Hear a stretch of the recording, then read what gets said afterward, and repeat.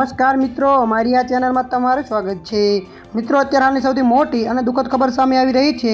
ત્યારે મિત્રો આપણે જણાવી દઈએ કે વીજળી પડવાથી માલધારીના છત્રી બકરાના મોત। જ્યાં મિત્રો વિગતવાર આપણે જણાવીએ તો સુરેન્દ્રનગર જિલ્લાના તમામ તાલુકામાં વરસાદ વરસી રહ્યો હતો।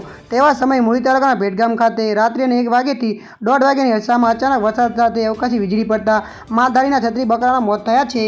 અને માલધારી સમાજમાં આ ઘટનાની જાણકારી મળતા ઘટના સ્થળ ઉપર તાત્કાલિક અસરે લોકોના ટોળેટોળા ઉમટી પડ્યા હતા।